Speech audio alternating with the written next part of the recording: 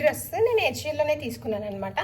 అయితే దీనికి coupon code వచ్చేసి నో రిటర్న్ నో ఎక్స్చేంజ్ ఉంటుంది కదా, అది పెట్టేసినట్టున్నాను. నాకు ఎగ్జాక్ట్ గుర్తులేదు, రిటర్న్ అయితే లేదు, యాక్సెప్ట్ చేయలేదన్నమాట. సో దీనికైతే అంటే ప్రింట్ ఫ్యాబ్రిక్ అదంతా బాగుంది కానీ లైనింగ్ లేదనమాట. అంటే ఇప్పుడు చూస్తే ఇట్లా అర్థమవుతుంది కదా, ఇదిగోండి మొత్తం ఇట్లా కనిపిస్తుంది, లైనింగ్ లేదు. ఇంకా స్లీవ్స్ అంటే మన దగ్గర ఎలాగో ఏదో ఒక స్ట్రగ్ ఉంటుంది కాబట్టి అలా కవర్ చేద్దాం అనుకున్నాను, అందుకోసమే నేను ఆర్డర్ పెట్టాను. డిజైన్ ప్యాటర్న్ అంతా ప్రింట్ అయితే నాకు చాలా బాగా నచ్చింది, కలర్ కాంబినేషన్.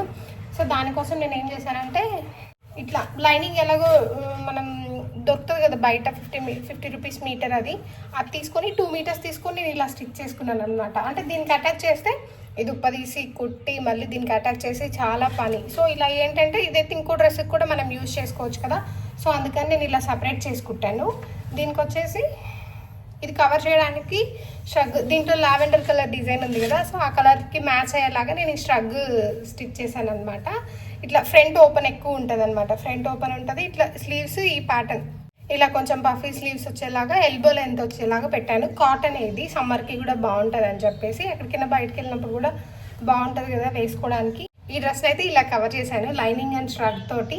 ఈ స్ట్రగ్ ఎలా స్టిచ్ చేశాను ఇప్పుడు నేను చూపిస్తున్నాను. ఈ లైనింగ్ వచ్చేసి ఇంకొక వీడియోలో పెడతాను అనమాట. ఇంకొక డ్రెస్ కూడా ఉంది, దానికి ట్రై చేయాలి కదా, సో అది కట్ చేసి అది స్టిచ్చింగ్ వీడియో పెడతాను అనమాట. ఇప్పుడైతే స్టిచ్చింగ్ వీడియో చూసేయండి, బాయ్. ఫస్ట్ అయితే స్లీవ్ కటింగ్ చూద్దాం అనమాట. ఇదైతే లూజ్ అనమాట, 5.5 అలా ఉంటుంది. ఫస్ట్ అయితే మనం బేసిక్గా మన స్లీవ్ ఎలా కట్ చేసుకుంటామో అలా మార్కింగ్ చేసేసుకోవాలన్నమాట. కట్ చేయకుండా జస్ట్ ఊరికే మార్కింగ్ చేసుకొని ఎంత ఖర్చు అంత ఎక్స్ట్రా కూడా. సో ఇది మన బేసిక్ హ్యాండ్ అనమాట. ఈ స్లీవ్కి పైన ఇంత ఒక 4 ఇంచెస్ ఆర్ 5 ఇంచెస్ ఎక్స్ట్రాకి మార్కింగ్ చేసుకొని ఇట్లా నేను వీడియోలో చూపిస్తున్నట్టుగా నేను కటింగ్ చేసేసాను అనమాట. అది మిడిల్లో వేయకుండా ఇలా సైడ్ ఫ్రిల్స్ వచ్చేలాగా నేను స్టిచ్ చేస్తాను చేసేటప్పుడు. ఫ్యాబ్రిక్ రైట్ సైడ్ ఏది రాంగ్ సైడ్ ఏదైనా ఒకసారి క్రాస్ చెక్ చేసుకొని మార్కింగ్ చేసుకొని ఇట్లా ఫస్ట్ ఉండి నేను బ్యాక్ పార్టే కట్ చేస్తున్నాను అనమాట. ఇది సింగిల్ ఫోల్డ్ చేశాను, అంటే 2 లేయర్స్ వస్తాయి. ఇదైతే షోల్డర్ దగ్గర, నెక్ వచ్చేసి 4 ఇంచెస్, షోల్డర్ అంటే నెక్ ఫస్ట్ మార్క్ చేసుకున్నాను. షోల్డర్ వచ్చేసి ఓవరాల్ షోల్డర్ 7.5 ఇంచెస్ అనమాట. బ్యాక్ హై నెక్కే పెట్టుకుంటాను కాబట్టి జస్ట్ 1 ఇంచ్ కూడా కాదు, జస్ట్ 1/2 ఇంచ్ మాత్రమే నేను అట్లా మార్కింగ్ చేశాను. అది కొంచెం బ్యాక్ హై నెక్ కాబట్టి. ఇప్పుడు ఆర్మ్ డౌన్ వచ్చేసి షోల్డర్ మార్కింగ్ దగ్గర నుంచి 7.25 ఇంచెస్ మార్కింగ్ చేసుకొని అక్కడి నుంచి ఇలా లైన్స్ గీసుకుంటే ఆర్మ్ హోల్ వచ్చేస్తుంది.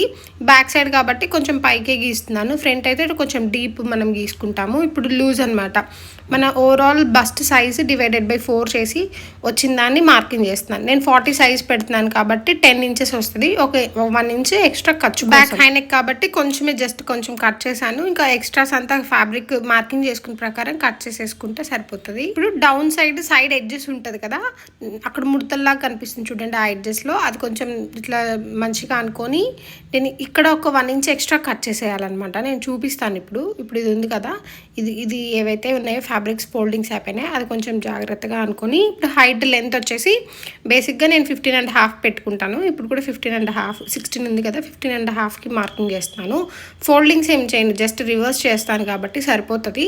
ఇక్కడ సైడ్కి వచ్చేసరికి కొంచెం ఒక 1.5 inch are 1 inch extra deep పైకి కట్ చేసేస్తే కొంచెం ఫినిషింగ్ బాగుంటుంది అనమాట, ఫిట్టింగ్ బాగుంటుంది ఫినిషింగ్. బ్యాక్ పార్ట్ అయిపోయింది, ఇప్పుడు ఫ్రంట్ పార్ట్ కట్ చేద్దాము. ఇదైతే సేమ్ ఇలాగే ఇదే పెట్టి కట్ చేసుకుంటాము. నేనైతే just only 1 side part cut చేస్తున్నాను ఫస్ట్ అనమాట. ఇప్పుడు ఫ్రంట్ మనం ఏదైతే కట్ చేసామో బ్యాక్ మొత్తం అది ఫోల్డింగ్ అలాగే ఉంచేసి ఇప్పుడు ఫ్రంట్ పార్ట్కి పెడుతున్నాను అనమాట. సేమ్ అలాగే ఫ్యాబ్రిక్ మీద పెట్టేసి చూపిస్తున్నాను కదా, వీడియోలో చూపిస్తున్నట్టు. కొంచెం కెమెరా సైడ్కి జరిగింది సో కనిపించట్లేదు. ఇక్కడ డీప్ ఈ మిడిల్ నెక్ పార్ట్ ఉంది కదా, అక్కడ ఒక 1.5 ఇంచ్ నేను తీసేస్తున్నాను అనమాట, కట్ చేసేస్తున్నాను.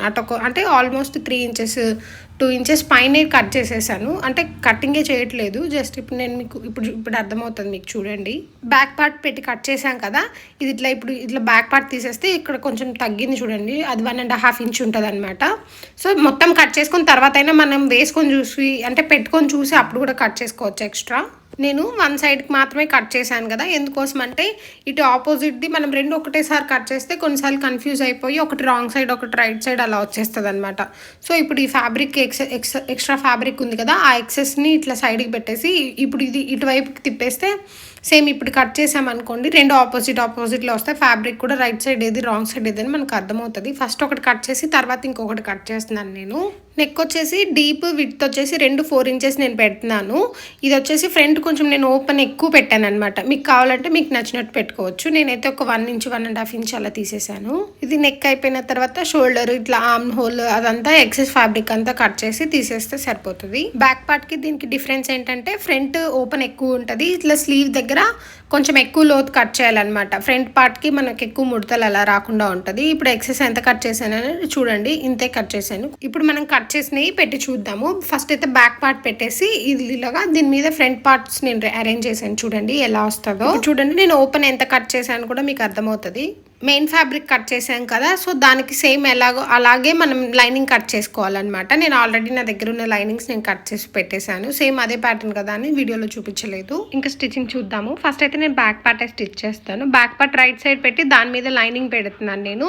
ఇట్లా నెక్ ఏదైతే ఉందో ఫస్ట్ అయితే నెక్కి ఇలా స్టిచ్ చేసుకోవాలి. ఇట్లా బాటంలో కూడా డౌన్ సైడ్ ఇలా ఒక స్టిచ్ చేసుకోవాలి. నేను ఫోల్డింగ్ చేసి స్టిచ్ చేయకుండా రివర్స్ చేసేస్తున్నాను అంతా. ఇప్పుడు కట్స్ పెడుతున్నాను. ఇదైతే రౌండ్గా మనకి ఇట్లా రివర్స్ చేసినప్పుడు బెండ్ అవ్వాలి కాబట్టి కట్స్ పెడుతున్నాను. ఇప్పుడు బాటమ్ సైడ్ కూడా స్టిచ్ చేస్తున్నాను. స్ట్రైట్ గా లైనింగ్ టాప్ ఫ్యాబ్రిక్ రెండు కలిపి ఇట్లా స్టిచ్ చేసేస్తున్నాను. ఇలా చేసేటప్పుడు ఇదేంటంటే కొంచెం జాగ్రత్తగా చేయాలి. అస్సలు ఒక్కటి కూడా కొంచెం ముడతలు లేకుండా ఎక్సెస్ లేకుండా ఫ్యాబ్రిక్ అటు ఇటు రాకుండా మనం స్టిచ్ చేసుకోవాలన్నమాట. చూసుకుంటూ స్టిచ్. ఇక్కడ కూడా కట్స్ పెడుతున్నాను. ఇట్లా రివర్స్ చేసినప్పుడు బాగా బెండ్ అవుతుంది కదా, ఇది కొంచెం ఇంపార్టెంట్ అనమాట. నీట్ గా ఉండడానికి ఫినిషింగ్ స్కిప్ కూడా చేయొచ్చు, ఇబ్బంది ఏం లేదు. ఇప్పుడు మనం ఇలా రివర్స్ చేసినప్పుడు బయటది లోపలికి తీసుకున్నప్పుడు ఇట్లా కొంచెం ఇట్లా ఉంటుంది కదా, ఇటు సైడ్ కూడా ఇలా ఉంటుంది కదా, కొంచెం క్లియర్గా అర్థం అవడానికి ఇటు సైడ్ చూపిస్తున్నాను. ఇట్లా రివర్స్ చేస్తాం మనం.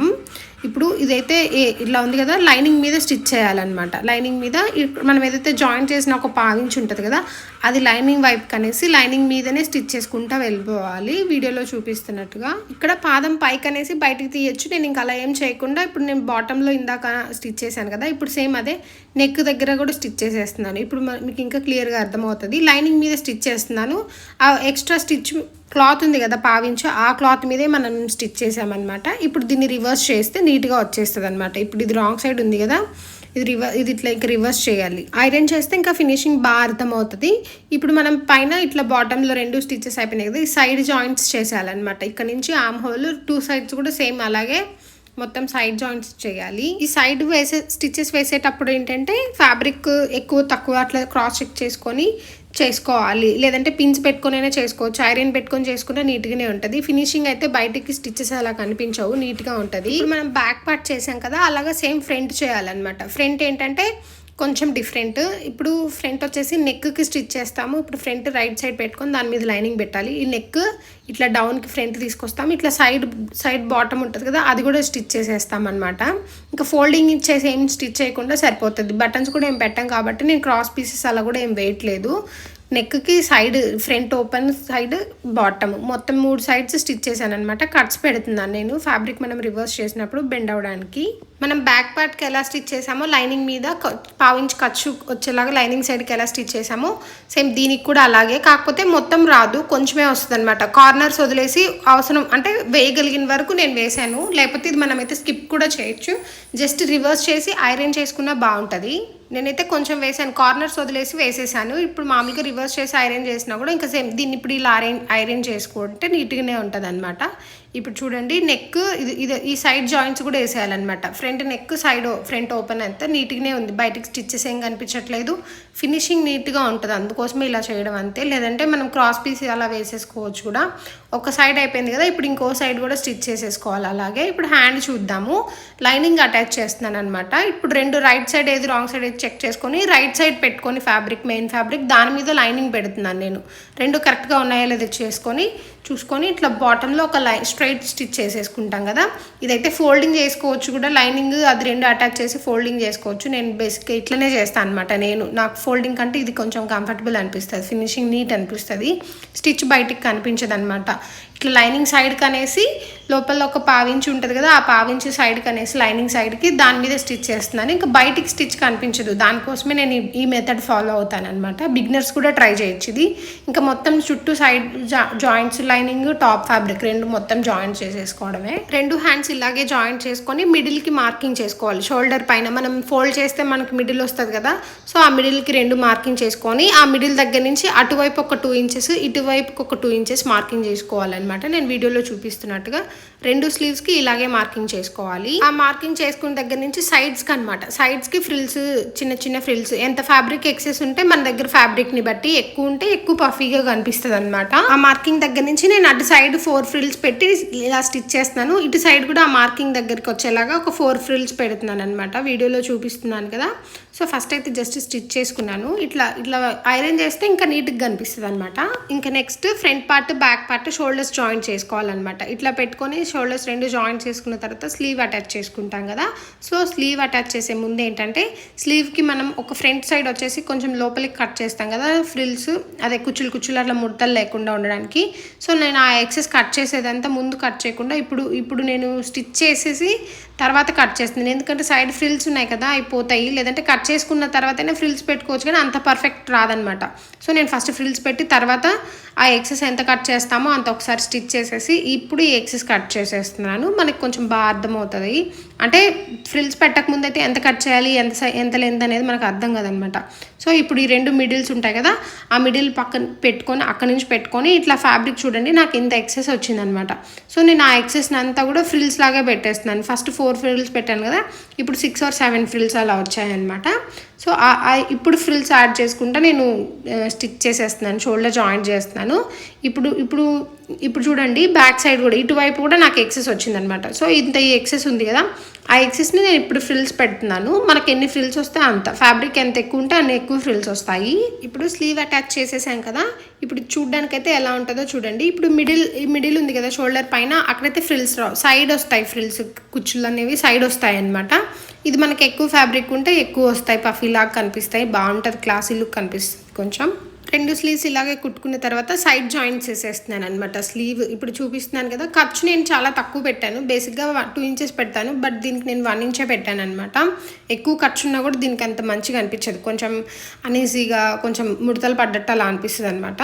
సో కొంచెం లూజ్ అనిపించింది. ఇంకా ఆ లూజ్ నేను కవర్ చేయడానికి సైడ్ స్టిచెస్ వేయకుండా ఇలా బ్యాక్ టక్స్ పెట్టేస్తున్నాను అనమాట. బేసిక్గా అన్ని డ్రెస్సెస్కి పెట్టుకుంటాము, దీనికి కూడా నేను పెట్టేస్తున్నాను, కొంచెమే పెట్టాను, ఎక్కువ కాదు. నేను వీడియోలో చెప్పినట్టు స్టిచ్ చేస్తే కనుక ఫినిషింగ్ చాలా బాగుంటుంది, బయటకి అసలు ఒక్క స్టిచ్ కూడా కనిపించదు. ఇట్లా చూపిస్తున్నాను కదా, మొత్తం నీట్గా ఉంటుంది. ఇంకేమైనా డౌట్స్ ఉంటే నన్ను కామెంట్స్లో అడగండి. అయిపోయింది వీడియో, బాయ్.